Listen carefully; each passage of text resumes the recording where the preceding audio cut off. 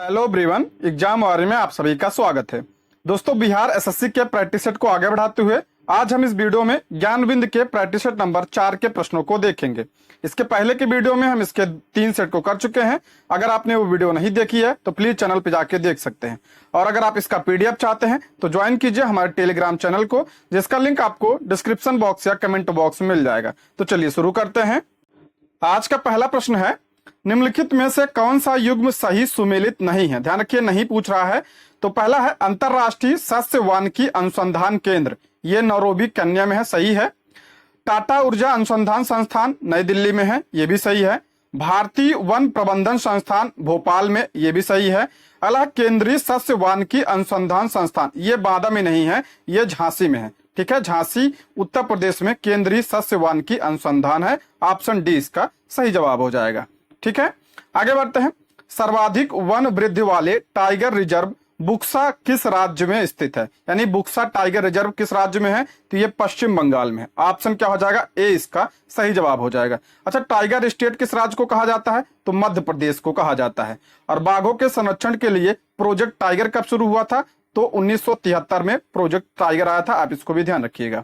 ठीक है, आगे बढ़ते हैं। आसियान का केंद्रीय सचिवालय कहाँ स्थित है, यानी आसियान का मुख्यालय कहाँ पे है, तो जकार्ता इंडोनेशिया में। ऑप्शन डी इसका सही जवाब हो जाएगा। बात करते हैं हम आसियान की। इसका पूरा नाम क्या है, association of south east nation इसका पूरा नाम है। ध्यान रखिएगा, इसका मुख्यालय जकार्ता में है। और कितने देश शामिल हैं इसमें, 10 देश शामिल हैं। कौन कौन से हैं, आप ध्यान से सुनिएगा। Brunei, Cambodia, Indonesia, Laos, Malaysia, Myanmar, Philippines, Singapore, Thailand और वियतनाम इसमें शामिल है। ध्यान रखिए, भारत इसका सदस्य नहीं है। ठीक है, भारत इसका सदस्य नहीं है। आगे बढ़ते हैं। प्राक्कलन समिति के संदर्भ में कौन सा कथन असत्य है। असत्य ध्यान रखिएगा, कौन सा है, ऑप्शन डी, इसे लघु लोकसभा भी कहते हैं। ऑप्शन डी इसका करेक्ट आंसर हो जाएगा। पहला है, प्राक्कलन समिति सबसे बड़ी समिति, मोस्ट इंपॉर्टेंट ध्यान रखिएगा, पूछा जाता है सबसे बड़ी समिति कौन सी है, तो प्राक्कलन समिति जो है सबसे बड़ी समिति होती है। और इसमें 30 सदस्य होते हैं। और 30 सदस्य किसके होते हैं, तो लोकसभा के होते हैं। और इसमें राज्यसभा का कोई भी सदस्य शामिल नहीं होता है। और इसके सदस्यों का कार्यकाल जो है 1 वर्ष होता है। यानी जो है तीनों सही है। ऑप्शन डी इसका करेक्ट आंसर हो जाएगा। ठीक, आगे बढ़ते हैं। किस शासक के शासनकाल में बौद्ध संघ को स्थविर तथा महासांघिक में बढ़ गया था। किस शासक के शासनकाल में बौद्ध संघ 2 भागों स्थविर तथा महासांघिक में बढ़ गया था। इंपॉर्टेंट प्रश्न है, ध्यान रखिएगा। किसके समय में, तो ये कालाशोक के समय में। ऑप्शन सी इसका करेक्ट आंसर हो जाए। ध्यान रखिए, ये 2 भाग पूछ रहा है जिसमें स्थविर तथा महासांघिक आते हैं। ये किसके समय में, कालाशोक के समय में। अगर यहाँ बौद्ध संगीति पूछा जाए तो दूसरे बौद्ध संगीत, ठीक है, दूसरे बौद्ध संगीत में। और किसके समय में हुआ था दूसरी बौद्ध संगीत, तो कालाशोक के समय में हुआ था। कब हुआ था, 383 ईसा पूर्व में हुआ था। कहाँ पे हुआ था दूसरी बौद्ध संगीत, तो वैशाली में दूसरी बौद्ध संगीत हुई थी। और इसकी अध्यक्षता किसने की थी, तो साबक मीर ने की थी। किसने, साबक मीर में द्वितीय बौद्ध संगीत की अध्यक्षता की थी। देखिए, ये तो 2 भाग हो गया। पूछा जाता है कि बौद्ध धर्म 2 संप्रदाय में, यानी हीनयान और महायान में, हीनयान और महायान में बौद्ध संप्रदाय कब बटा था, तो ये किसके समय में, तो ये कनिष्क के समय में बटा था। ठीक है, अगर हीनयान महायान पूछा जाए तो कनिष्क समय में, यानी चौथे बौद्ध संगीत में ये जो है हीनयान और महायान बने थे। चौथे बौद्ध संगीत में जो कनिष्क के समय में हुआ था। और चौथे जो बौद्ध संगीत का जो है अध्यक्षता किसने की थी, तो वसुमित्र ने की थी। ठीक है, अशोक के समय में अशोक के समय में कौन सा बौद्ध संगीत हुआ था, तो तीसरा बौद्ध संगीत हुआ था पाटलिपुत्र में। अजातशत्रु के समय में पहली बौद्ध संगीत हुई थी। कहाँ पे, पहली कहाँ पे हुई थी, तो पहली राजगृह में हुई थी। ठीक है, इतना ध्यान रखिएगा। आगे बढ़ते हैं।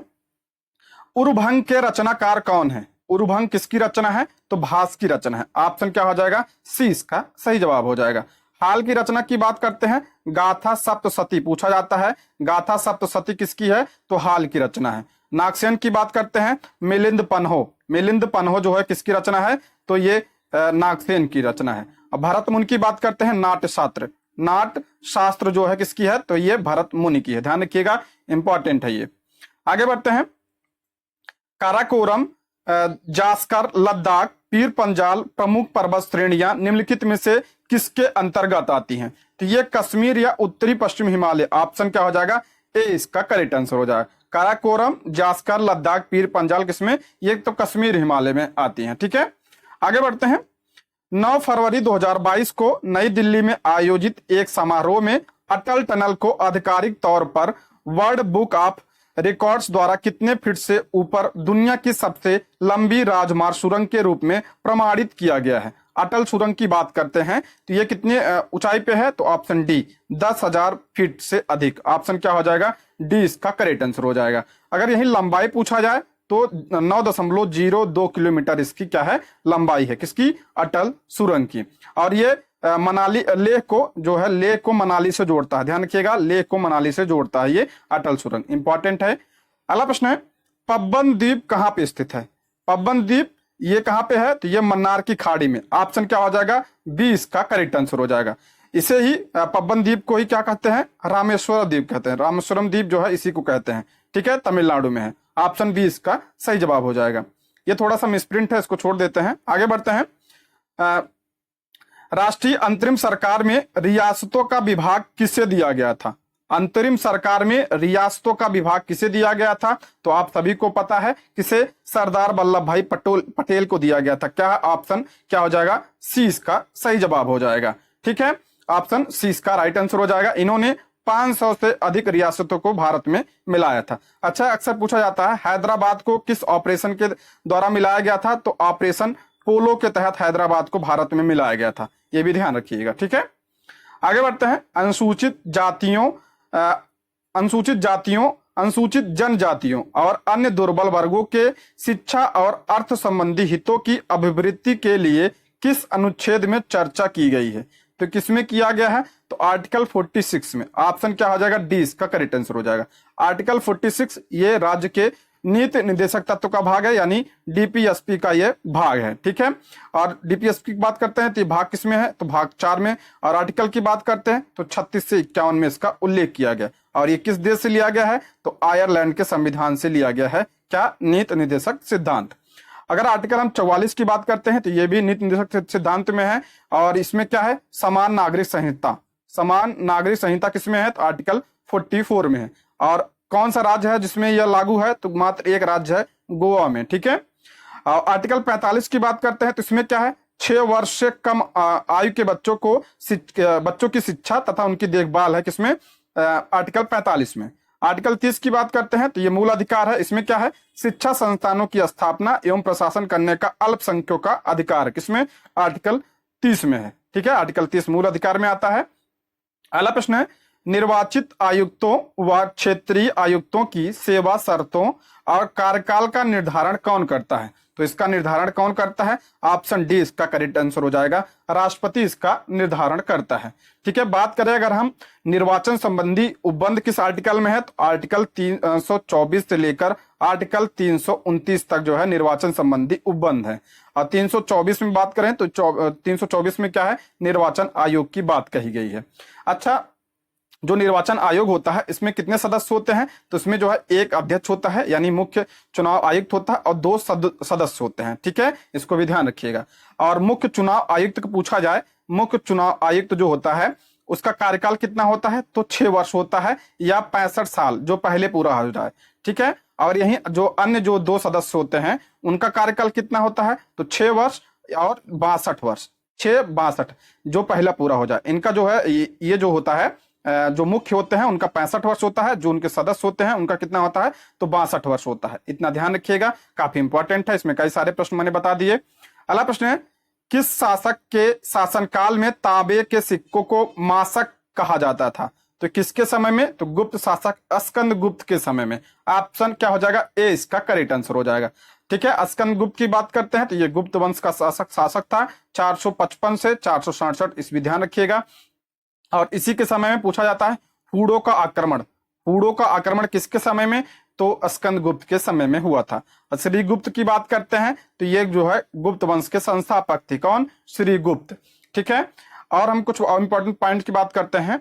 तो गुप्त वंश में चांदी के सिक्कों को रूपक कहा जाता है, रूपक कहा जाता था, और सोने के सिक्कों को दिनार कहा जाता था। ये भी पूछा जाता है, ध्यान रखिएगा आप लोग। दोस्तों इस वीडियो में हम जीके जीएस और साइंस के प्रश्नों को देखेंगे जो 75 नंबर के पूछे जाते हैं।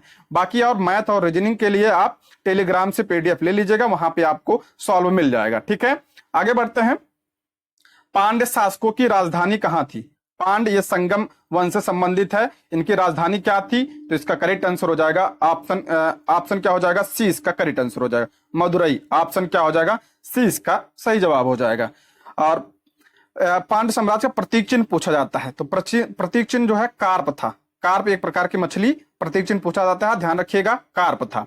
और सर्वप्रथम मेगस्थनीज ने पांड्य राज्य का उल्लेख किया। किसने? मेगस्थनीज ने। उसके अनुसार यह राज्य मोतियों के लिए प्रसिद्ध है। कौन सा? पांड्य साम्राज्य। ठीक है, उरैयूर की बात करते हैं तो ये चोलों की राजधानी थी। जो संगम कालीन चोल थे उनकी राजधानी क्या थी? उरैयूर राजधानी थी। पुहार जो है ये चोलों की समुद्र तटीय राजधानी थी। ठीक है, पुहार। और वांजी या कटियूर ये चेरों की राजधानी थी। ठीक है, आप ध्यान रखिएगा। चोल की कौन सी थी? तो उरैयूर का। और पांड्य की मदुरई, और चेर की क्या थी? वाजी या कटियूर। ध्यान रखिएगा। ठीक है, आगे बढ़ते हैं। अंडमान और म्यांमार से अलग करने वाला द्वीप समूह का नाम क्या है? अंडमान और म्यांमार को अलग करने वाला कौन सा है? कोको द्वीप समूह। ऑप्शन 20 का करेक्ट आंसर हो जाएगा। बंगाल की खाड़ी में है ये, ऑप्शन 20 का सही जवाब हो जाएगा। अगला प्रश्न है, मंडी परियोजना किस नदी पर स्थित है? इंपॉर्टेंट प्रश्न है। मंडी परियोजना जो है ये किस नदी पे है? तो ये ब्यास नदी पे है। ऑप्शन क्या हो जाएगा? ए इसका सही जवाब हो जाएगा। और ब्यास नदी पे ध्यान रखिएगा। पोंग परियोजना हिमाचल प्रदेश में, ये भी कहाँ पे है? तो किस पे है? ब्यास नदी पर। सतलज नदी ध्यान रखिए, बहुत इंपॉर्टेंट है। भाखड़ा नांगल जो परियोजना ये किस पे? सतलज नदी पे। और एक बहुत पूछा जाता है नाप्ता झाकरी परियोजना, ये भी सतलज नदी पे। चेनाब की बात करते हैं तो इस पे सलाल बहुत पूछा जाता है। सलाल, बगलिहार और दुल्हस्ती, 3 परियोजना ध्यान रखिएगा चेनाब नदी पे। रावी नदी पे रावी नदी पे चमेरा परियोजना और थीन, ध्यान रखिएगा, थीन परियोजना ये भी बहुत इंपॉर्टेंट है। ये रावी नदी पे। एक पूछा जाता है तुलबुल परियोजना ये झेलम नदी पर है। ठीक है, इतना ध्यान रखिएगा। आगे बढ़ते हैं। भारतीय संविधान में समस्त कार्यपालिका शक्ति निहित है, तो किसके पास निहित होती है? तो राष्ट्रपति। ऑप्शन क्या हो जाएगा? डी इसका करेक्ट आंसर हो जाएगा। यह किस आर्टिकल में कहा गया है? तो आर्टिकल 53 में। आर्टिकल 53 में यह कहा गया है कि कार्यपालिका शक्ति किसमें? तो राष्ट्रपति में निहित होगी, और यह उसका प्रयोग जो है स्वयं एवं अपने अधीनस्थ अधिकारियों की द्वारा करेगा। ठीक है, ऑप्शन डी इसका करेक्ट आंसर है। किस आर्टिकल में? आर्टिकल 53 में कहा गया है। अच्छा, राष्ट्रपति का पद किस आर्टिकल में है? तो आर्टिकल 52 में कहा गया। ठीक है, आर्टिकल 52 में क्या है? राष्ट्रपति का पद है। आगे बढ़ते हैं। सॉवरेन गोल्ड बॉन्ड योजना 2022-23 के संबंध में विकल्प में कौन सा कथन जो है सही नहीं? ध्यान रखिए, सही नहीं पूछ रहा है, तो इसका करेक्ट आंसर हो जाएगा ऑप्शन सी। निवेश की न्यूनतम स्वीकार सीमा 5 ग्राम सोना ही होगी, यह गलत है। देखिए, यह बॉन्ड भारत सरकार की ओर से भारतीय रिजर्व बैंक यानी आरबीआई द्वारा जारी किया जाता है। पूछा जाता है सॉवरेन बॉन्ड किसके द्वारा? तो आरबीआई के द्वारा इसे जारी किया जाता है। ठीक है, सॉवरेन बॉन्डों को 1 ग्राम की बुनियादी इकाई के साथ सोने के ग्राम संबंधी गुणक में अंकित किया जाता है, यह भी सही है।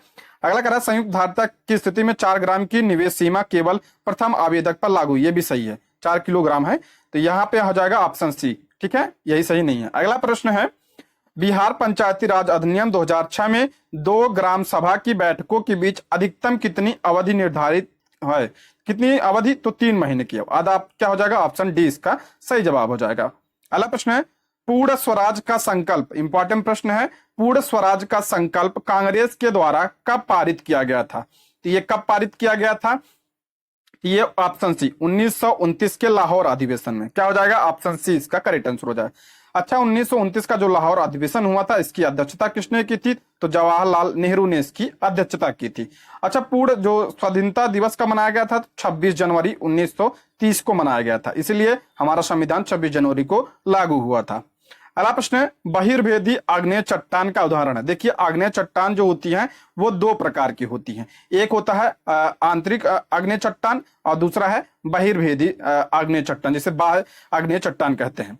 बाह्य जो होती है ये ज्वालामुखी के उद्भेदन के समय जो मैग्मा निकलता है बाहर, देखिए जो मैग्मा निकलता है बाहर यानी लावा जो निकलता है, जब ये ठंडा हो जाता है और ये जो उससे चट्टान बनती है वो क्या होती है, बहिर्भेदी चट्टान होती है। और जो अंतर्भेदी है ये जो है जो ज्वालामुखी का जो लावा होता है यानी मैग्मा जो होता है, जब ये पृथ्वी के अंदर ही जम जाता है और उससे जो चट्टान बनता है वो अंतर्वेदी होता है। ठीक है, इसको ध्यान रखिएगा। अंतर्वेदी में जैसे आपका ग्रेनाइट है, डाइक है, ये सब किसमें आती हैं, तो ये जो है आपका आता है अंतर्वेदी में। ठीक है, और बहिर्वेदी में कौन सा, बेसाल्टिक चट्टान है। ऑप्शन क्या हो जाएगा, डी इसका सही जवाब हो जाएगा। ठीक है, अगला प्रश्न है, राइन नदी। राइन नदी कहाँ की नदी है, ये तो यूरोप की नदी है। ठीक है, इसको ध्यान रखिएगा। किस भ्रंशों से प्रभावित होती है, तो ये सोपानीकार भ्रंश से प्रभावित होती है, यानी सीढ़ी नुमाकार भ्रंश जो है इसे ही कहते हैं। ऑप्शन बी इसका सही जवाब हो जाएगा। अगला प्रश्न है, महाद्वीपीय सिद्धांत का प्रतिपादन किसने किया था, आप सभी को पता है किसने किया था, अल्फ्रेड वेगनर ने किया था। ऑप्शन क्या हो जाएगा, ए इसका सही जवाब हो जाएगा। अगला प्रश्न है, भारतीय संविधान में अध्यादेश का प्रावधान किस अधिनियम से लिया गया। इंपॉर्टेंट प्रश्न है, अध्यादेश की बात करते हैं तो ये किससे लिया गया है, तो भारत शासन अधिनियम। ऑप्शन क्या हो जाएगा, ए इसका सही जवाब हो जाएगा। अच्छा, ये जो अध्यादेश होता है ये राष्ट्रपति किस आर्टिकल के तहत, तो आर्टिकल 123 के तहत। आर्टिकल ध्यान रखिएगा। राज्यपाल किस आर्टिकल के तहत, आर्टिकल 213 के तहत। दोनों आर्टिकल ध्यान रखिएगा, इंपॉर्टेंट है ये। अगला प्रश्न है, मार्च 2021 के मध्य किस देश की मेजबानी में आयोजित युद्ध अभ्यास डेजर्ट फ्लैग 6 में भारतीय वायुसेना पहली बार भाग ले रही है। यानी कि 2021 का है, अभी जो है 2023 में जो है इसका 8वां संस्करण हुआ है। तो ये कहाँ पे आयोजित किया गया, संयुक्त अरब अमीरात में। ऑप्शन क्या हो जाएगा, 20 का करेक्ट आंसर हो जाएगा। 8वां भी यहीं पे आयोजित किया गया। इसमें 10 देश शामिल होते हैं। ठीक है, 2023 में भारत की तरफ से इसमें तेजस शामिल हुआ था। ठीक है, और 2023 में जो हुआ था वो 27 फरवरी से 17 मार्च तक इसका आयोजन किया गया था। अगला प्रश्न है, अनुसूचित जाति, अनुसूचित जनजाति एवं अन्य पिछड़ा वर्गों के लिए आयोग का गठन करने की शक्ति किसके पास होती है, तो ये किसके पास होती है, तो राष्ट्रपति के पास। ऑप्शन क्या हो जाएगा, ए इसका सही जवाब हो जाएगा। अच्छा, अनुसूचित जाति यानी एससी की बात करते हैं। अनुसूचित जाति आयोग जो है किस आर्टिकल में है, तो आर्टिकल 338 में है। और यही एसटी की बात करते हैं, ये किस में है, तो आर्टिकल 338 ए में है। और ओबीसी की बात करते हैं, ओबीसी आयोग आर्टिकल 338 बी में इसका उल्लेख किया गया है। ठीक है, इंपॉर्टेंट है, ध्यान रखिएगा। दोस्तों, यदि आप हमारे चैनल पर नए हैं तो प्लीज चैनल को सब्सक्राइब करें, और अगर आपको वीडियो पसंद आती है तो लाइक, शेयर और कमेंट भी करें। आगे बढ़ते हैं। निम्नलिखित में से किसने भारत में अपनी पहली 5G इनोवेशन लैब खोली है, किसने, तो इसका राइट आंसर हो जाएगा GE हेल्थ केयर ने। ऑप्शन क्या हो जाएगा, 20 का करेक्ट आंसर हो जाएगा। अगला प्रश्न है, नीलगिरी और अन्नामलाई डैश के बीच स्थित है। इंपॉर्टेंट प्रश्न है, नीलगिरी और अन्नामलाई के बीच कौन सा दर्रा स्थित है, तो आपका हो जाएगा इसका करेक्ट आंसर हो जाएगा पालघाट। ऑप्शन 20 का करेक्ट आंसर हो जाएगा पालघाट। ये पलक्कड़ को कोयम्बटूर से जोड़ता है। ठीक है, इंपॉर्टेंट है। थाल घाट की बात करते हैं, पूछा जाता है, तो ये महाराष्ट्र में है, ये मुंबई को नासिक से जोड़ता है। ठीक है, भोर घाट की बात करते हैं तो मुंबई को पुणे से जोड़ता है। सेनकोटा की बात करते हैं तो ये केरल में है, ये तिरुअनंतपुरम को जो है मदुरई से जोड़ता है। चारों ध्यान रखिएगा, इंपॉर्टेंट है, दक्षिण भारत के दर्रे हैं ये। अगला प्रश्न है, स्वतंत्र भारत में पहली बहुउद्देशीय परियोजना निम्नलिखित में से कौन सी है, तो कौन सी है पहली, दामोदर घाटी परियोजना। ऑप्शन क्या हो जाएगा, सी इसका करेक्ट आंसर हो जाएगा, दामोदर घाटी परियोजना। ये 1948 में क्या अस्तित्व में आई थी। ऑप्शन सी इसका सही जवाब हो जाएगा। ठीक है, अगला प्रश्न, अगस्त 2023 में कौन राष्ट्रीय क्षय रोग उन्मूलन कार्यक्रम के ब्रांड एम्बेसडर नियुक्त हुए हैं। अगस्त 2022 में कौन क्षय रोग के उन्मूलन कार्यक्रम के ब्रांड एम्बेसडर, तो रवि किशन शुक्ला। ऑप्शन 20 का करेक्ट आंसर हो जाएगा। क्षय रोग उन्मूलन का लक्ष्य भारत ने कब तक रखा है, तो 2025 तक रखा है, ये भी ध्यान रखिएगा, इंपॉर्टेंट है ये। अगला प्रश्न है, सबसे पहले बिहार पहुंचने वाले यूरोपीय व्यापारी कौन थे। सभी को पता है भारत में पहुंचने वाले तो यूरोपीय थे। ऑप्शन सी इसका करेक्ट आंसर हो जाएगा। ठीक है, और सबसे पहले कौन आया था, तो 1498 में वास्को डी गामा भारत आया था। अगला प्रश्न है, प्रशासनिक दृष्टि से बिहार को कितने प्रमंडलों में विभाजित किया गया है, तो कितने, तो इसका हो जाएगा 9। ऑप्शन 20 का करेक्ट आंसर हो जाएगा। काउंट करिएगा आप लोग, कौन कौन सा, मगध, पटना, तिरहुत, सारण, दरभंगा और कौन सा, कोयनी, पूर्णिया और भागलपुर, मुंगेर। ठीक है, आप सॉरी फिर से देखिएगा आप लोग, मगध, पटना, तिरहुत, सारण, दरभंगा, कोसी, पूर्णिया, भागलपुर, मुंगेर 9 है, ध्यान रखिएगा, इंपॉर्टेंट है दोस्तों। इसके अलावा हमने जो है एडुटेरिया का भी प्रैक्टिस सेट शुरू किया है, अगर आपने वो वीडियो नहीं देखी है तो चैनल पे जाके देख सकते हैं, ठीक है। अगला प्रश्न है, महाभारत के अनुसार उत्तरी पंचाल की राजधानी स्थित है। उत्तरी पंचाल की बात कर रहा है तो इसकी राजधानी जो है अहिछत्र थी। ऑप्शन क्या हो जाएगा, सी इसका करेक्ट आंसर हो जाएगा। अच्छा, मथुरा किसकी राजधानी थी, तो ये सूरसेन की राजधानी थी, महाजनपद सूरसेन की राजधानी। इंद्रप्रस्थ जो है किसकी राजधानी थी, ये कुरु की राजधानी थी, ठीक है। 16 महाजनपद थे। अगला प्रश्न है, भारत का संघीय न्यायालय निम्नलिखित में से किस वर्ष में स्थापित किया गया था, तो ये कब, 1937 में। ऑप्शन क्या हो जाएगा, 20 का करेक्ट आंसर हो जाएगा। अगला प्रश्न है, इस मिसाल में हम मुसलमानों को हिंदुओं से भिड़ा नहीं पाए, निम्नलिखित में से कौन सी घटना से एचिंसन के इस कथन का संबंध है, तो किससे है, तो ऑप्शन सी, खिलाफत और असहयोग आंदोलन। ये कब हुआ था, तो 1919 से 1922 तक यह चला था। ऑप्शन क्या हो जाएगा, सी इसका करेक्ट आंसर हो जाएगा। चंपारण सत्याग्रह 1917 में हुए, गांधी जी द्वारा किया गया भारत में पहला सत्याग्रह था, ठीक है। 1857 क्रांति हुई थी, 1942 में अगस्त क्रांति, ठीक है। आगे बढ़ते हैं, निम्नलिखित में से किस वेद को कर्मकांडी वेद कहा जाता है। इंपॉर्टेंट प्रश्न है, किसे कहा जाता है, तो यजुर्वेद को कहा जाता है। ऑप्शन क्या हो जाएगा, 20 का करेक्ट आंसर हो जाएगा। इसमें यज्ञ और नियमों का विधान होने के कारण इसे कर्मकांडी क्या कहते हैं, वेद कहा जाता है, ठीक है। ऋग्वेद की बात करते हैं तो सबसे पुराना है और इसमें 10 मंडल हैं। तीसरे मंडल में गायत्री मंत्र का, चौथे मंडल में सोम देवता का उल्लेख मिलता है। सामवेद की बात करते हैं तो इसे भारतीय संगीत का जनक कहा जाता है। भारतीय संगीत का जनक इसे सामवेद को कहा जाता है। अथर्ववेद की बात करें तो जादू टोना जो और रोग निवारण संबंधी किसमें है, तो अथर्ववेद में है। अगला प्रश्न है, मुद्रा पर अंकित पशुपतिनाथ की मूर्ति कहां से प्राप्त हुई। इंपॉर्टेंट प्रश्न है, तो ये मोहनजोदड़ो से प्राप्त हुई थी। मोहनजोदड़ो वर्तमान में कहां पे है, तो ये पाकिस्तान में। किस नदी के किनारे, सिंधु नदी के किनारे। और यहां से क्या प्राप्त हुआ था, बृहद स्नानागार के साक्ष्य यहां से प्राप्त हुए थे। हड़प्पा की बात करते हैं तो ये जो है ये भी कहां पे है, पाकिस्तान में। किस नदी के किनारे, रावी नदी के किनारे। यहां से क्या प्राप्त हुआ था, R37 कब्रिस्तान के साथ यहां से प्राप्त हुआ था। लोथल की बात करें हम तो लोथल जो है ये भोगवा नदी के किनारे है और गुजरात में है ये।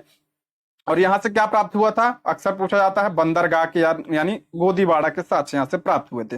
सुरकोटदा की बात करते हैं तो ये दास्क नदी के किनारे वर्तमान में पाकिस्तान में है, यहां से घोड़े के साथ प्राप्त हुए थे, ठीक है। अब बढ़ते हैं, 23 दिसंबर 2021 को देश भर में किसान दिवस मनाया गया या किस नेता की जयंती के अवसर पर, तो ये चौधरी चरण सिंह। ऑप्शन सी इसका करेक्ट आंसर हो जाएगा। चौधरी चरण सिंह के दिवस जन्मदिन पर क्या मनाया जाता है, किसान दिवस। कब, 23 दिसंबर को। अगला प्रश्न है, 1935 का गवर्नमेंट ऑफ इंडिया एक्ट क्यों महत्वपूर्ण है, तो क्यों है ये, ऑप्शन सी, यह भारतीय संविधान का प्रमुख सूत्र। सबसे ज्यादा जो है यहीं से लिए गए हैं, ऑप्शन ए इसका करेक्ट आंसर हो जाएगा। आगे बढ़ते हैं, मेक इन इंडिया की शुरुआत कब हुई, तो मेक इन इंडिया की शुरुआत जो है कब हुई थी, तो 25 सितंबर 2014। ऑप्शन क्या हो जाएगा, ए इसका सही जवाब हो जाएगा। आगे बढ़ते हैं, 20 जनवरी 2022 को जम्मू कश्मीर प्रशासन ने रियासी जिलों में स्थित किस गांव को केंद्र शासित प्रदेश का पहला दूध गांव, ध्यान रखिए, पहला दूध गांव किसे घोषित किया गया है, तो जेरी। कहां पे, जम्मू कश्मीर। ऑप्शन ए इसका करेक्ट आंसर हो जाएगा।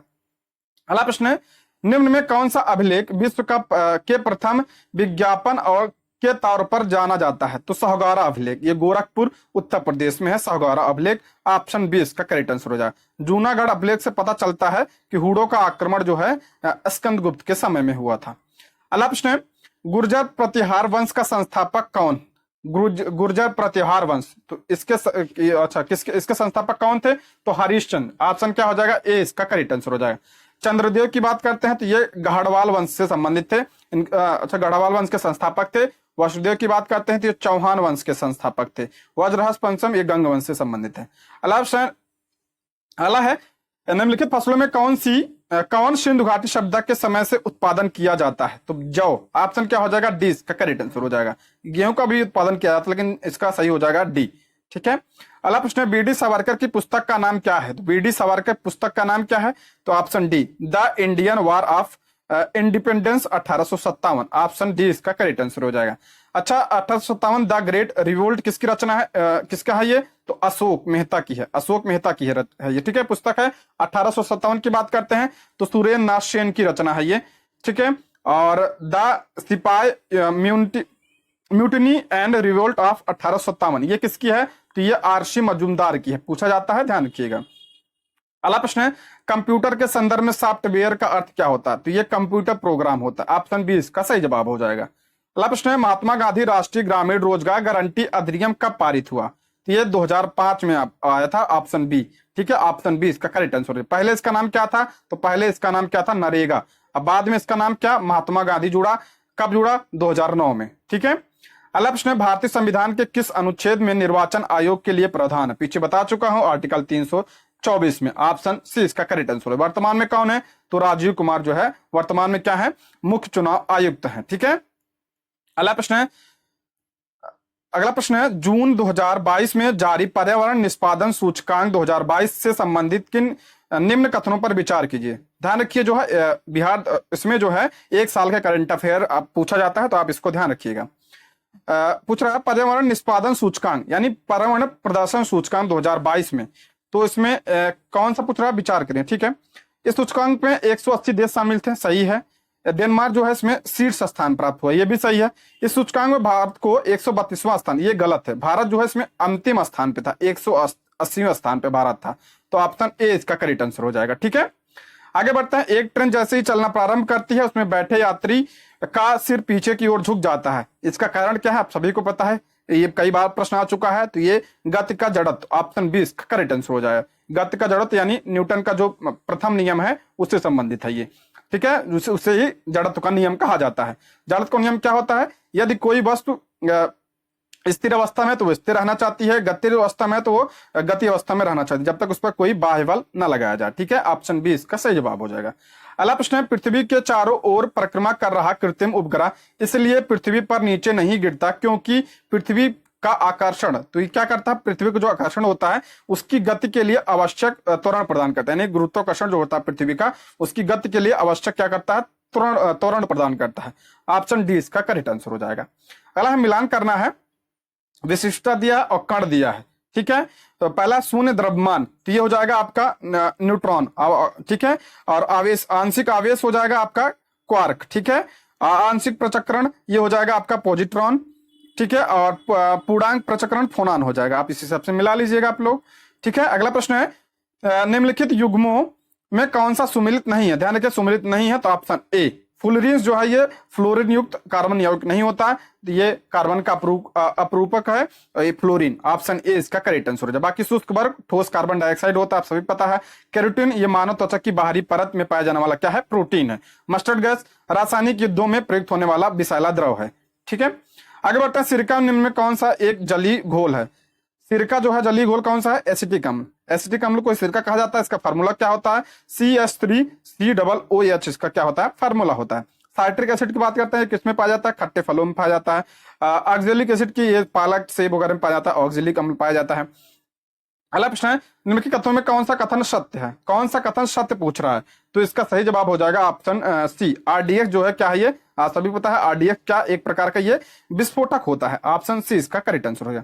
बाकी जो DDT होता है ये कीटाणुनाशक होता है, कीटाणु, ये रोगनाशक नहीं, कीटाणुनाशक। और TNT जो है, TNT ये भी विस्फोटक होता है। और LSD जो होता है ये, इसको खाने से व्यक्ति अपना संतुलन खो देता है। ठीक है, इसको भी ध्यान रखिएगा। अगला प्रश्न है, जैव विकास के संदर्भ में सांपों में अंगों का लोप होने को स्पष्ट किया जाता है, किसके द्वारा? ऑप्शन ए अंगों के उपयोग तथा अनुपयोग किए जाने से। ठीक है, ऑप्शन ए इसका करेक्ट आंसर हो जाएगा। अगला प्रश्न है, निम्नलिखित में से कौन सा एक सुमिलित नहीं है? कौन सा सुमिलित नहीं पूछ रहा है? देख लेते हैं। केसर, केसर जो है बीज नहीं, केसर जो है बीज से नहीं प्राप्त होता है, बल्कि ये किससे प्राप्त होता है? ये ध्यान रखिएगा, क्रोकस सैटिवस, क्रोकस सैटिवस फूल्स के वर्तिकाग्र से प्राप्त होता है। किससे? वर्तिकाग्र से प्राप्त होता है। ठीक है, बीज से नहीं प्राप्त होता है। अगला प्रश्न, अंतरिक्ष यात्री को आकाश का रंग आप सभी को पता है कैसा दिखाई देता है? तो काला दिखाई देता है। ऑप्शन क्या हो जाएगा? सी इसका करेक्ट आंसर हो जाएगा। हमें कैसे दिखाई देता है? नीला दिखाई देता है। अच्छा, इसे क्यों दिखाई देता है नीला? क्योंकि प्रकाश का प्रकीर्णन की वजह से। और प्रकाश का प्रकीर्णन जो है सर्वाधिक किसका? नीला और बैगनी का होता है। तरंगदैर्घ्य इसका सबसे कम होता है और इसी वजह से इसका प्रकीर्णन हो जाता है, और प्रकीर्णन होने की वजह से इसका रंग नीला दिखाई देता है। ठीक है। अगला प्रश्न, किस तारे का रंग किसी तारे का रंग दर्शाता है? जो तारे का रंग होता है वो क्या दर्शाता है? उसका ताप दर्शाता है। ठीक है। अच्छा, सूर्य क्या है? सूर्य भी एक तारा है। ठीक है। आगे बढ़ते हैं, एक ग्राम बर्फ को 0 डिग्री से तापक्रम से वाष्प में 100 डिग्री क्रम तक ले जाने के लिए कितने कैलोरी उष्मा की आवश्यकता होगी। देखिए 716 की पड़ती है, इसमें 720 दिया, ठीक है, ऑप्शन सी इसका करेक्ट आंसर हो जाएगा।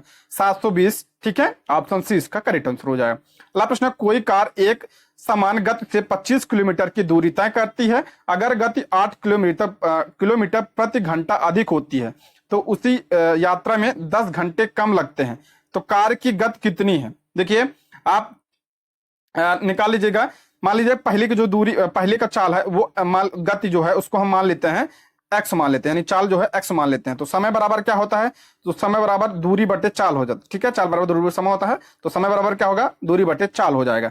तो पहले क्या हो जाएगा? 25 बटे x समय में आ रहा था, और दूसरा बार कह रहा है तो देखिए पहला हो जाएगा 25 बटे x, इसके बाद घटा देंगे, दूसरी बार कितना कर रहा है? 8 किलोमीटर अधिक होता रहा, यानी x प्लस 8 हो जाएगा। और ये क्या कह रहा है? 10 घंटे, बराबर क्या हो जाएगा? समय 10 घंटे। आप इसी क्वेश्चन को सॉल्व कर लीजिएगा तो आएगा आपका आंसर 2 आएगा, ऑप्शन ए इसका करेक्ट आंसर हो जाएगा, ठीक है।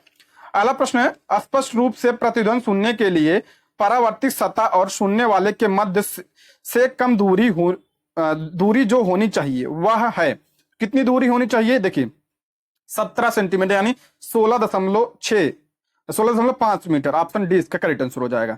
स्पष्ट ध्वनि सुनने के लिए परावर्तित सतह से कितना होना चाहिए? 16.5 मीटर की दूरी होना चाहिए, ठीक है। फीट नहीं, देखिए फीट भी मीटर होना चाहिए, ठीक है। अगला प्रश्न है, एक नाभिकीय रिएक्टर में भारी जल का कार्य क्या होता है? भारी जल यानी D2O, इसका काम क्या होता है किसमें? नाभिकीय रिएक्टर में। तो इसका होता है न्यूट्रॉन की गति को कम करना, ऑप्शन ए इसका करेक्ट आंसर हो जाएगा। अगला प्रश्न है, सूची 1 तथा सूची 2 को सम्मिलित करना है, देख लेते हैं। सूची 1 में क्या दिया है? लैक्टिक अम्ल, आप सभी को पता है किसमें? दूध में पाया जाता है। एसिटिक अम्ल की बात करते हैं तो ये सिरका। साइट्रिक अम्ल किसमें? नींबू में, खट्टे पदार्थों में। ब्यूटारिक अम्ल ये दुर्गंध युक्त मक्खन में पाया जाता है। क्या? ब्यूटारिक अम्ल पाया जाता है, ठीक है। अगला प्रश्न है, स्कर्वी रोग किस विटामिन की कमी से होता है? आप सभी को पता है, ऑप्शन सी स्कर्वी जो है विटामिन सी की कमी से होता है। इसका रासायनिक नाम क्या है? एस्कॉर्बिक अम्ल जो है विटामिन सी का रासायनिक नाम है। अच्छा, विटामिन के ये रक्त का थक्का बनने में सहायता प्रदान करता है। क्या? विटामिन के। विटामिन डी की बात करते हैं तो इससे कौन सा होता है? रिकेट्स होता है। और इसका जो है रासायनिक नाम क्या है? कैल्सीफेरॉल जो है इसका रासायनिक नाम है। विटामिन ई की क्या बात करें तो ये इससे कमी से बांझपन रोग होता है। और इसका क्या नाम है? इसका रासायनिक नाम टेकोफोराल इसका रासायनिक नाम है। रासायनिक नाम रोग जरूर ध्यान रखिएगा, पूछा जाता है। अगला प्रश्न है, निम्नलिखित में से किस युग में कोई जीवन नहीं था? तो किसमें नहीं था? तो जो इसका आपका हो जाएगा एजोइक अम्ल, सॉरी एजोइक काल में। ऑप्शन क्या हो जाएगा? 20 का करेक्ट आंसर हो जाएगा। एजोइक काल में जो है कोई जीवन नहीं था। अगला प्रश्न है, श्वसन क्रिया का नियंत्रण होता है। श्वसन क्रिया का नियंत्रण जो होता है, ऑप्शन डी इसका करेक्ट आंसर हो जाएगा। अनैच्छिक तंत्र यानी स्वचालित तंत्र का तंत्र, ऑप्शन डी इसका करेक्ट आंसर हो जाएगा। अगर पूछा जाए स्वचालित यानी अनियंत्रित, जिसे आप अनैच्छिक कहते हैं, और अनैच्छिक जो है क्रिया जो होती है उसका नियंत्रण कौन करता है? तो उसका नियंत्रण मेडुला ओब्लोंगेटा द्वारा किया जाता है। ओब्लोंगेटा द्वारा इसका नियंत्रण किया जाता है, ये भी ध्यान रखिएगा। अनैच्छिक क्रिया जैसे धड़कन वगैरह, इसका नियंत्रण मेडुला द्वारा किया जाता है, पूछा जाता है, ये ध्यान रखिएगा। अगला प्रश्न है, लाइकेन जो एक नग्न चट्टान पर भी परिस्थिति अनुक्रम को प्रारंभ करने में सक्षम है, वास्तव में किनके सहजीवी चर हैं? यानी जो लाइकेन होता है क्या है? सहजीवी है। तो ऑप्शन बी, ये शैवाल और कवक का सहजीवी है, ऑप्शन बी इसका करेक्ट आंसर हो जाएगा। अच्छा, लाइकेन जो है ये क्या होता है? ये वायु प्रदूषण का संकेतक होता है, ठीक है। वायु प्रदूषण का संकेतक कौन होता है? लाइकेन, पूछा जाता है। अगला प्रश्न है, प्लवमान जीन यानी जंपिंग जीन के उदाहरण का प्रतिपादन किसने किया था? तो ये बारबरा मैफ्लिकटॉफ ने, ऑप्शन सी इसका करेक्ट आंसर हो जाएगा। अगला प्रश्न, निम्नलिखित में से मुख्यतः किसके लिए सीटेन संख्या गुणता प्राचल के रूप में प्रयुक्त होती है? तो ये किसके में होती है? तो इसका डीजल में, ऑप्शन सी इसका करेक्ट आंसर हो जाएगा, ठीक है। अगला प्रश्न, निम्नलिखित में से कौन सही नहीं है? ध्यान रखिए, कौन सा सही नहीं पूछ रहा है, तो इसका करेक्ट आंसर हो जाएगा ऑप्शन बी। किसी परमाणु के नाभिक का टूटना संलयन नहीं कहलाता है, नाभिक का टूटना क्या कहलाता है? विखंडन कहलाता है, ठीक है, विखंडन कहलाता है। संलयन क्या होता है? इकट्ठा होना कहलाता है, ठीक है। तो इसका ऑप्शन क्या हो जाएगा? बी इसका करेक्ट आंसर हो जाएगा। अगला प्रश्न है, टर्नर सिंड्रोम होता है, तो टर्नर सिंड्रोम जो होता है X0, ये 0 है, ऑप्शन ए इसका करेक्ट आंसर हो जाएगा। टर्नर सिंड्रोम जो होता है 1 या 2 X गुणसूत्र की कमी के कारण होता है। क्या? टर्नर सिंड्रोम, ये आनुवंशिक रोग है, ऑप्शन ए इसका करेक्ट आंसर हो जाएगा। अगला प्रश्न है, अधिकांश पादप वायरस में जेनेटिक पदार्थ है, यानी पादप वायरस में जेनेटिक पदार्थ कौन सा, तो आरएनए होता है। ऑप्शन बी इसका करेक्ट आंसर हो जाए।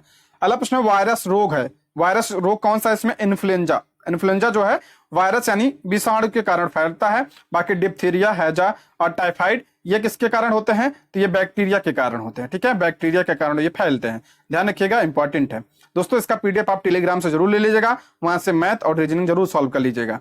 ठीक है, वहां पे इसका सॉल्व भी मिल जाएगा। ये रहा आज के प्रश्न। Thank you for watching.